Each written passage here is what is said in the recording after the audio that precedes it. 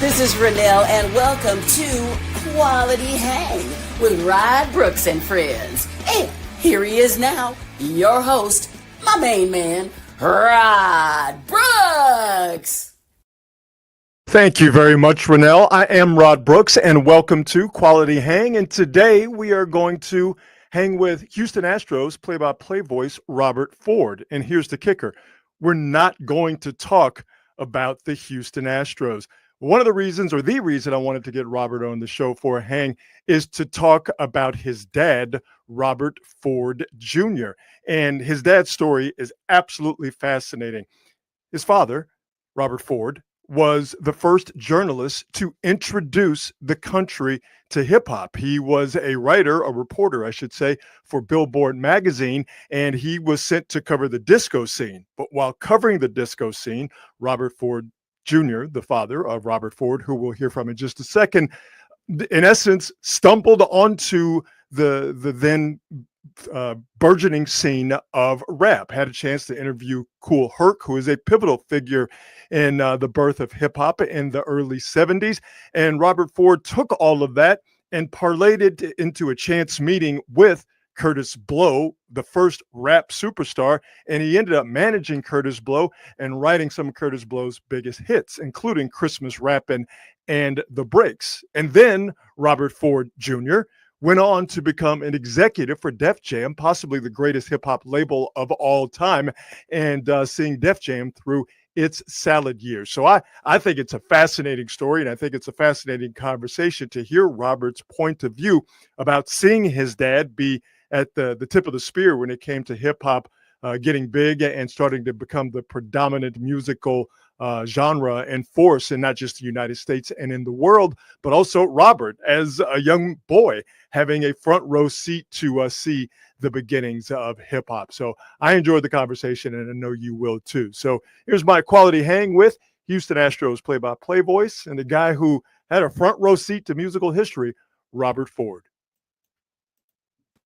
A mild fascination with how you grew up. And I want to start with growing up in New York. And, you know, I grew up in Houston. Obviously, you know, Houston, a big town, but it's not New York. And I've always wondered, growing up in New York as a kid with everything available at all hours of the day and night, and you could jump on a subway, you could jump on a bus and go here, there, and everywhere. As a kid, 8, 9, 10, the early teenage years, how was it growing up in New York and having that ultimate urban environment at your fingertips every day and every night? You know, I think there are a lot of people who have regrets or things that they about their childhood or things they wish their childhood was different. They wish they grew up somewhere else. They, Mm. you know, a lot of people aren't proud of where they grew up for a variety of reasons. I have none of those feelings. New York City is the best place to grow up. And it certainly was the best place for me specifically to grow up. Just the access you have to just so many things, uh, you know, whether it's culturally. I mean, I grew up with a mom who, you know, loves museums, would Mm. regularly take me to Metropolitan Museum of Art, the Guggenheim. You know, I volunteered and then later worked as a tour guide at the American Museum of Natural History in high school, and then volunteered there throughout high school, and then worked as a tour guide there 2 summers in college. Um, and my mom also my mom also loves Broadway shows. I mean, I grew up going to Broadway shows. The first Broadway show I ever saw I believe 5 years old. It was The King and I with Yul Brynner. And that was the Really? first, yes, that was the first Broadway show I ever saw. I mean, think about that because I mean, he was in the original one. Yeah, This was a revival, obviously. yeah. This would have been the mid 80s. I mean, I saw, and I look back and I was too young to appreciate some of this. I saw Fences, the August Wilson play on Broadway with James Earl Jones in the lead role. Okay. I Wow. I was like, what? I think I was 8 years old. I mean, these are not experiences that you have everywhere, Right. or that you're even able to have everywhere. And because of my mom, I have a great appreciation for museums Hmm. and for the arts and Broadway shows. As a matter of fact, we go to New York in August, and we have a play the Yankees and have a Saturday day game. And I was talking with my mom on the phone about a week and a half ago, and I said, "Hey, we have a day game, Saturday day game. You know, we'll have dinner that night. Let me know if there's a show you want to see." She's like, I want to see Wicked, so I bought tickets. We're gonna go see Yeah. Wicked that Saturday night that I have free in New York next month. So yeah, I mean, I think also the other thing about growing up in New York is you don't have the same car culture that you do everywhere. Hmm. And that means a few things. Uh, I grew up taking the subway, especially, I mean, I grew up in the Bronx, in the inner city. My mom actually didn't have her driver's license until she was in her 30s and didn't get a car of her own until I was, 16 years old. So the subway, that was our ride. I mean, Yep. my parents were not together. My dad had a car, but for much of my childhood, but my mom didn't. So yeah, I mean, there's no, hey, can you drop me off at the mall? Can you drop me off at the Right. movies? Like, it's just different. And then once you become a teenager, Yep. and it's funny because people who don't grow up in New York don't quite understand this. You're taking the subway by yourself by the Mhm. time you're in high school. Yep. By the time you're 13, 14 years old, if you grow up in New York City, you are on the subway by yourself. And so, yeah, a Saturday afternoon in high school, friends like, hey, let's go see a movie. Tell my mom, hey, I want to go see a movie. Oh yeah, what are you gonna see? And I usually wouldn't tell her because it usually would be an R-rated movie. I'd be like, oh, we're not really sure. We're just gonna go see what's playing, right? And okay, and like might maybe ask, hey, do you need any money? Do you need a subway token back in the Right. day, or a Metro card, whatever? Uh, and all right, well, see ya. And then you always make sure you had quarters back then. You always made sure you had quarters for the payphone. Yep. So you call home, let mom know, let dad know, hey, we're leaving the theater. I'm about to get on the subway, like whatever. So it fosters a sense of independence Hmm. um, because of that. And you can't even get your permit in New York City, your learner's permit, until you're 18 years old. 17 if you take driver ed, which nobody does, Right. but 18 years old. So there's no, like, you don't have kids in high school with cars. Hmm. And so that, it's just a very different culture in that regard.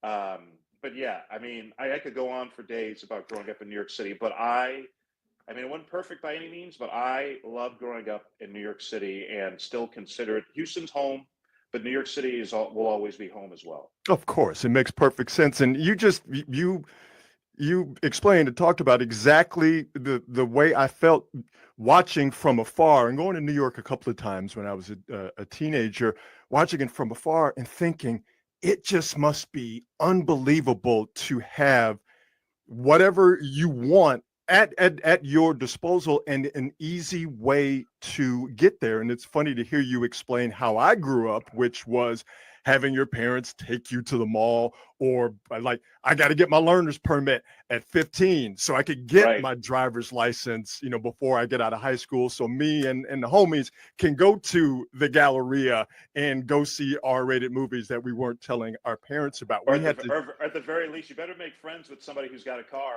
Right, listen, you that ain't can doing get you nothing but around. speaking the truth. Exactly.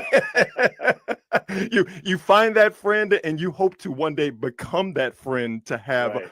a car, but you had to jump through all of those hoops, with Houston being a perfect example of a car-centric culture. And I remember when I went to New York and I was 14, 15 years old, I was fascinated and jealous and almost to a certain extent scared to see kids who looked like me, who were my age, 14, 15 years old, just out and about in the biggest city in the world. And I thought, wow, that seems weird, but I really want that for my life. So your life was different in mine in terms of how you got around, but it was the same thing. You were doing the exact same thing I was doing at that age, which some of it was stuff you weren't supposed to be doing or wouldn't have been approved by your parents. You just got there in a completely different, almost sort of kind of feral type way where you just were able to go and do how you wanted to do it. Oh yeah, no, for sure. And I mean, the first thing I wanted to be when I grew up was a subway conductor on the New York Why City not? subway, because I mean, I cannot remember not knowing how to read a subway map and Hmm. not knowing where all the subways went. Wow. Um, and yeah, I was obsessed with the subways growing up. I mean, I still kind of am now, to be honest with you, and mass transit in general. Yeah. Um, but yeah, I mean, yeah, it was just the subway was such a big part of my upbringing and just my New York City experience for Yeah. sure. Yeah. Yeah. I am obsessed with taking the subway, and I'm just as obsessed with being able to eat food off the street. The ability to get a hot dog. You don't have to break stride. You could just slow down at the hot dog cart, get what you want, and keep going and go wherever you want to as a full grown adult. That still fascinates me from the first time I saw that when I was 13 years old. And there are way more options now. I mean, Right. there's falafel, there are carts that have bagels. I mean, yeah, I mean, there really isn't much you can't get. No, no. Um, Tell everyone about your dad, Robert Ford Um, Jr. well, I mean, I am my father's son for better, better or for worse. Amen. He's the biggest reason why I have this sort of personality and kind of outlook on life that I do. But my dad, uh, both of my parents actually born and raised in New York City. My dad was born in Harlem Hospital, and lived in Harlem until he was 9 years old when his family moved to St. Albans, Queens. Um, and for those who may not be familiar, St. Albans back in the day, when my dad and his family moved there, this would have been 1958.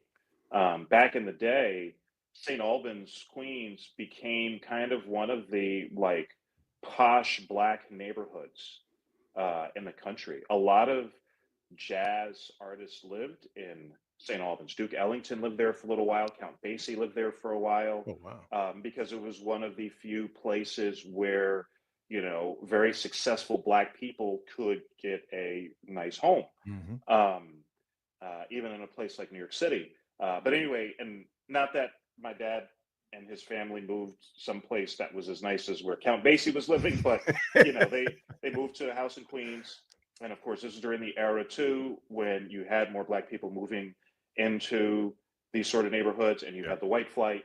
And my dad experienced all of that, as did my mom, because my mom was born in Bed-Stuy, Brooklyn, and moved to Queens when she was 9. And that by the time my mom moved, it was late '60s, but same sort of phenomenon. And my dad graduated high school barely, as he'll tell you, and as a young man was kind of trying to figure out what he wanted to do with his life. And he wound up getting into magazine publishing on the back end of it, on the behind the scenes end of it, and publishing and production first with Forbes magazine, then wound up at Billboard magazine in the early '70s, like around '73. And he wound up reviewing artists for Billboard magazine, largely because he was one of the few black people who worked there. And as my dad put it, I got a chance to review music acts for Billboard because white people were scared to go to the Apollo Theater, Mhm. the famous theater on 125th Street in Harlem. Yes, sir. And so that's how my dad got his start in the music business, as someone reviewing artists. And then, now we're in the mid '70s. Disco music is becoming prominent. My dad reviewed a lot of disco acts. He reviewed a lot of different acts, but a lot of disco. Um, and uh, as my dad likes to say, what became hip hop and rap music was in some ways an outgrowth and a response to disco music. Hmm. And some of it had to do with kind of the dissatisfaction a lot of young people in the black community had with disco music, although it was very popular in the black community for sure. And just kind of this underground movement that kind of started. And my dad was one of the first people to ever cover what became rap and hip hop music. He wrote the first article in a mainstream publication, Billboard magazine, about hip hop. It was about um, DJ Kool Herc, Yes, sir. who was one of the first big DJs. And even before that, he had written about how record stores, particularly in the Bronx, were talking about how people were coming in and looking for these very obscure records that had long instrumentals in them, so that they could rap over these long instrumentals. Like you think about Apache by the Incredible Bongo Band, which is a great example of that. Mm-hmm. That was an obscure record that came out in the early 70s, but because Apache is just an instrumental and has a catchy beat, people were like, hey, I can rap over this. And like no one would have ever heard of the Incredible Bongo Band if not for the early days of hip hop. So my dad was on the scene early, on the hip hop scene early, and then wanted to get involved in the production side of music for a few reasons. The biggest of which being that he had a child on the way. That child is who you're talking to right now. And so just to give context, I was born in 1979. My dad, around that time, wound up getting in touch, had a chance meeting with this kid he saw on the Q2 bus in Queens. He was going to visit my mom on the Q2 bus, and he saw this kid posting flyers for a rap show. And so my dad went up to the kid and he was like, hey, who do you work for? He's like, I work for my brother. And so my dad gave this kid his business card and he said, tell your brother to give me a call. Well, his brother was Russell Simmons. That kid was Joseph Simmons, who eventually became Run, as in Run in Run DMC. And so my dad, that started a relationship with Russell Simmons. Russell Simmons at that time was a small-time club promoter, wrote a lot of hip-hop acts. One of them was Curtis Blow. My dad got to know Curtis Blow, and he and Russell Simmons, among others, decided that they wanted to see if they could get him a record deal. They did with Mercury Records, which was the first major label to sign a hip-hop artist. And so they decided they got a deal for one single. And so they decided, it was my dad's idea, hey, let's record a Christmas record. Because my dad had a coworker at Billboard whose name was Mickey Addy. And Mickey Addy had written a Christmas song decades prior. And Perry Como wound up recording that Christmas song. And Mickey Addy was getting royalties, decades later for this Christmas song he wrote like it'd probably been the 1940s. And he was still getting royalties in the 1970s for this. And he was someone my dad looked up to. Mickey Addy also taught my dad an important lesson: never give up your publishing. Always make sure you hold on to your publishing. Amen. Which is how they wound up with. That's how they wound up with Mercury Records, because Mercury Records said, we will let you control your publishing. Other record companies were like, no, we want control over the publishing. And my dad knew enough to know that, no, that's not going to work. So anyway, they wind up doing Christmas Rappin', which becomes a hit. And that leads to an album deal, which leads to my dad also writing The Breaks, which was Curtis Blow's. Christmas Rappin' was a hit.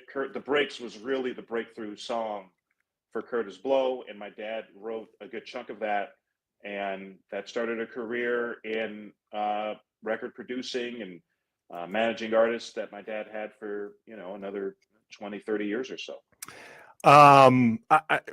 We've had a chance to talk via social media and whatever, and I've said to you a million times, and I'll say it again, and I'm sure I'm going to get the exact same reaction. I know you've written about your dad. You have to write a book, because the man that's on the screen right now, your namesake, your father, Robert Ford Jr., was literally at the beginning of hip hop. I put up the article that you referenced that your dad wrote on July 1st, 1978, this Billboard article, and talking about, the young kids of color, young black kids, young kids that come from, the Caribbean islands, going to record stores and finding these albums to play at parties and for guys to rap over. And we'll get to that in a second. Like, your dad talked to Kool Herc, one of, if not the inventor of hip hop, and this all came together naturally. This all came together organically. For your dad to, from a journalism standpoint, notice that this is going on and report it, and then have the intelligence and the foresight to understand the business aspect of it, and then usher in Curtis Blow, who was the first rap superstar. Like your dad is responsible for the first rap superstar. I remember me and my knucklehead buddies when the breaks came out and basketball, which we'll get to in a second. Mm-hmm. We were blown away. And then to not only get involved with Def Jam, which again is still, for my money, the gold standard when it comes to rap labels, and Def Jam's catalog and Def Jam's roster is as strong as you will find in not just rap history and music history. And your dad was a part of that. He was at the beginning of that. I find that to be fascinating. And I think about, my own childhood and experiences with hip hop. When Sucker MCs first came out, Mm-hmm. it's for me and my crew, it was like the Beatles and hearing I Want to Hold Your Hand for the first time. We were like, what is this? I want to hear it again. And for your dad to be a part of the engine that propelled that to pop culture stardom, I just find that to be absolutely fascinating. I mean, I certainly have gained an appreciation for it as I've gotten older. I mean, when I was growing up, like I said, I was born in 1979, and when I was in elementary school, people would make a big deal about what my dad did. Once they found out, I didn't quite get it. I didn't really understand it. Sure. And, I definitely have an appreciation for it now. And I was also able to see things that, because of my dad, that, a lot of people don't get to experience. So, just a few examples. So when my dad, as you mentioned, my dad worked at Def Jam, or in the Def Jam offices. Russell Simmons, someone who my dad helped mentor.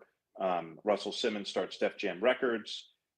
My dad wound up working for Russell for a few years in the 80s on artist management. And it was actually Russ Artist Management was the company. And it was all in the Def Jam offices, which at the time were on Elizabeth Street in Soho. This was when Soho was not the chic, hip neighborhood. This was when Soho, there was, a crackhead, across the street from your office. Like things, that was the Soho, the gritty Soho that these offices were in. And I was in elementary school. And I mean, I remember being in, second grade, third grade, my dad picking me up from school, taking the subway down to Bleecker Street, and walking over to Elizabeth Street to the offices. And I would be doing my homework in my dad's office. He had this huge corner office that had a big jukebox in it. And I'd be on this couch doing my homework, not really paying attention to what's going on around me, like most, 7, 8-year-olds, Sure, right? But meanwhile, while I'm doing my homework, the Beastie Boys are in my dad's office, because this was when License to Ill came out, the Beastie Boys' first big record. LL Cool J was there. Run DMC was there. I do remember meeting Darryl McDaniels. I remember having a conversation, and he was asking me, what grade I was in, and and I remember he was like, stay in school, make sure you get good grades. I do remember that. I didn't realize who this man was at the time, and then like later, like I see him on TV, I was like, oh yeah, that's the guy who told me to stay in school. So yeah, I mean, I was able to, my dad would take me to the recording studio with him at times. I was on the set for part of a day, on the DJ Jazzy Jeff and Fresh Prince video, Parents Just Don't Understand, which my dad helped work on. And that was a situation, again, like, this is just how I grew up. My dad came to pick me up from school. He had his car with him that day, and he was like, "Hey, we're going to Astoria, Queens. I'm working on a video there. We're gonna go onto the set of this video." Okay, yeah, like whatever. Like again, this was just like, I think it's like a lot of kids, like what your dad does, what your mom does, it's just what they do. Like, it's just Right. not a big deal to you. Right. Right. So it was just like, like if your dad was a CPA and was like, hey, we got to stop by the office. I got to, you know, do some work or fill out some form. It was like the same thing, right? Hmm. At least when you're that age. So, yeah, I was able to kind of see a lot of different things and experience things that it wasn't until I was much older when I realized, oh, hey, this isn't normal. Like, this isn't what every kid gets to experience growing up. What's so cool about the entire story, not just you and your dad, but I think the entire hip hop story. And while the art form resonates with people on a molecular level to this day, is that it was so organic. Your dad, a regular man, just trying to make a living, trying to provide for himself and his son. These artists you mentioned, Run DMC and Curtis Blow and LL Cool J. These are kids, young men, especially LL was it. It was 15, just teenager. 15. Yeah, it's crazy, right? Yeah. That these were young men, kids who had an artistic streak and something to say that they were trying to get out.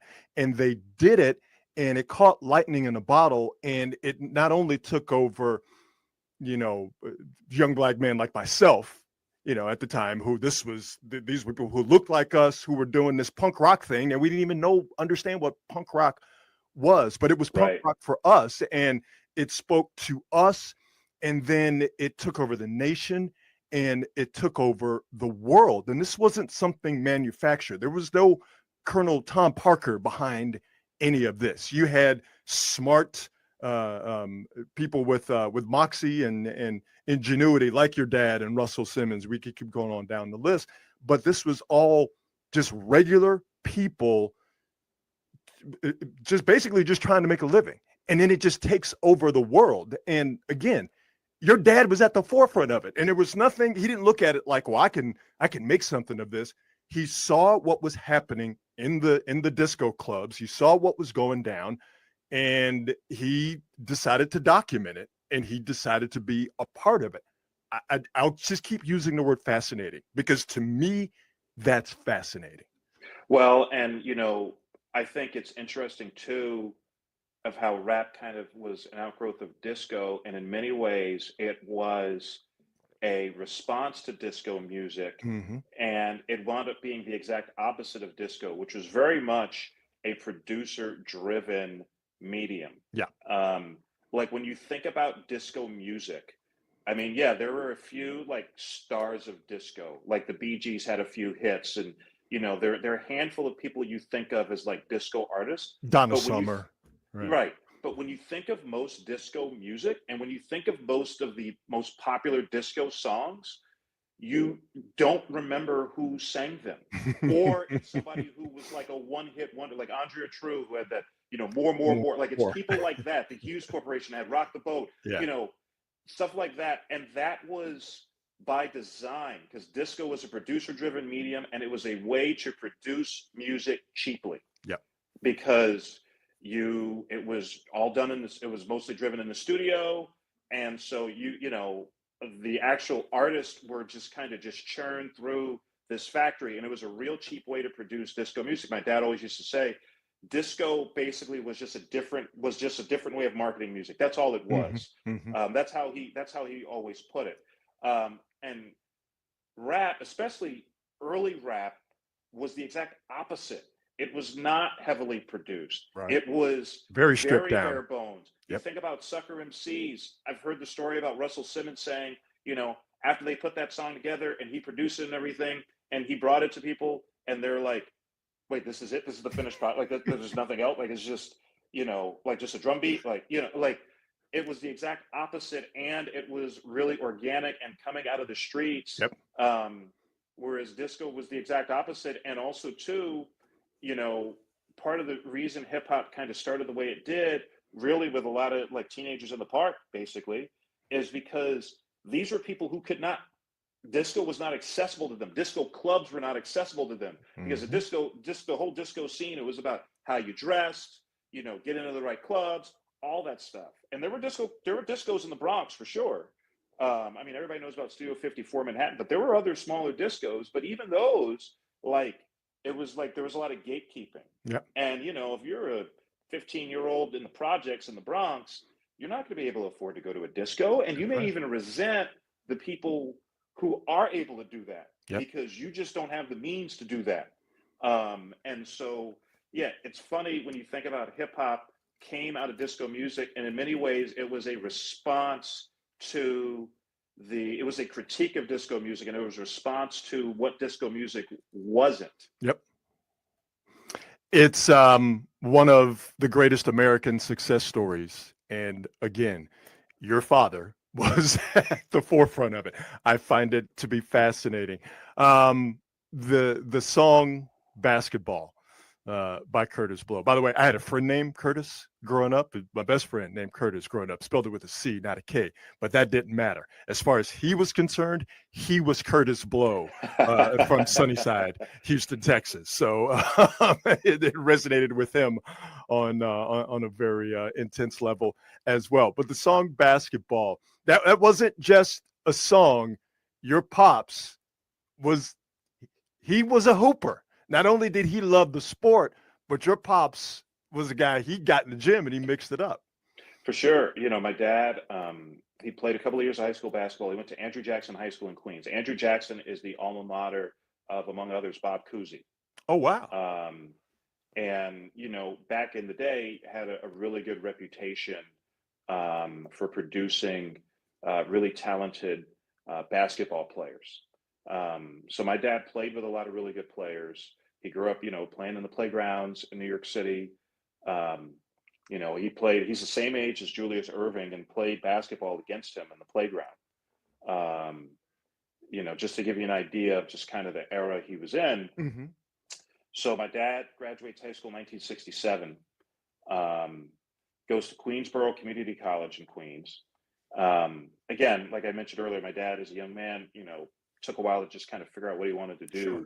And my dad will be the first to tell you that at Queensborough Community College, he majored in basketball and girls. Like that's what he did.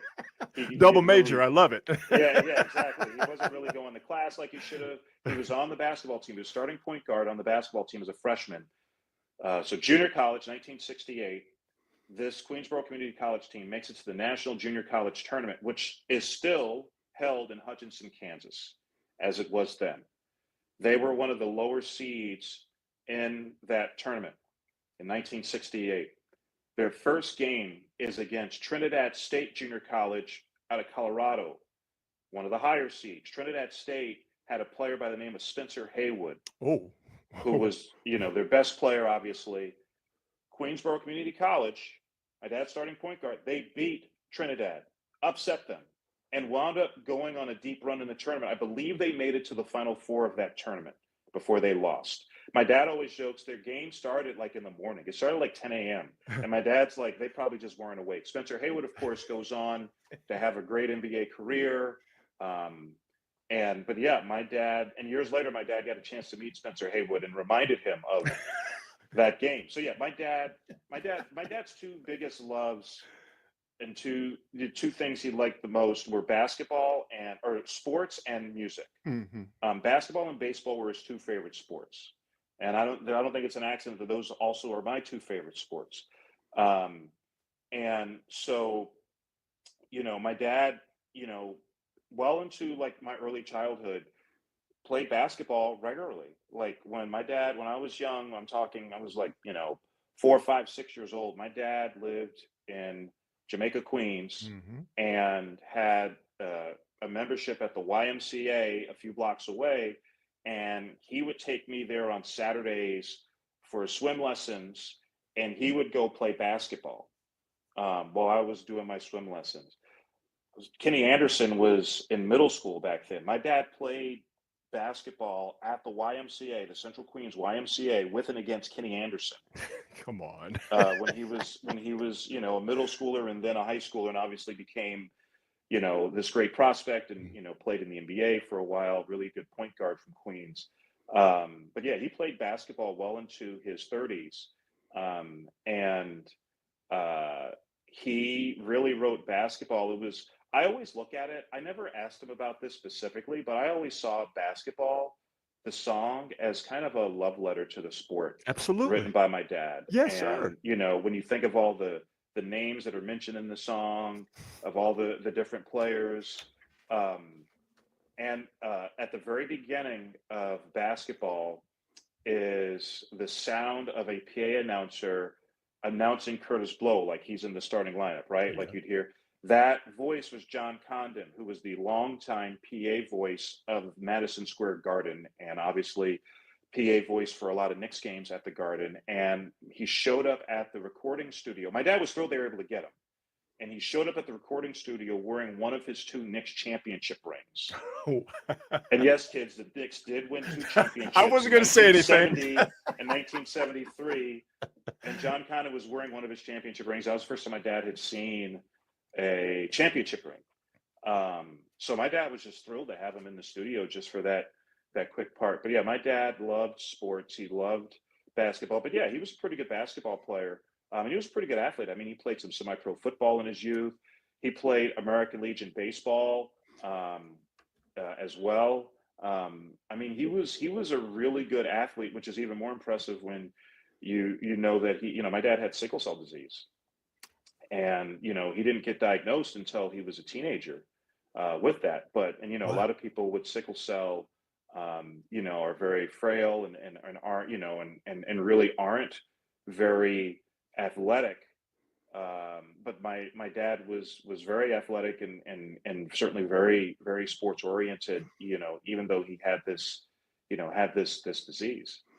I to me, your dad is a Renaissance man, and for what he was able to do for hip hop, not out of greed or anything of that nature. Just he saw what was happening and wanted to be a part of it and wanted to make it bigger. And what you're telling me and the fact that he was a sportsman, he was an athlete, and obviously hearing about your mom and how the fine arts were very important. I'm just so thrilled, man, to have this conversation. I've been wanting to have it for a while, and more than anything, I just want people to hear the story because you're very low key about it, and I completely understand. And when asked, you will talk about it, and I'm very grateful for that. But we have these opportunities and sort of these outlets to have stories about interesting people be told. And when I found out, who your pops was and what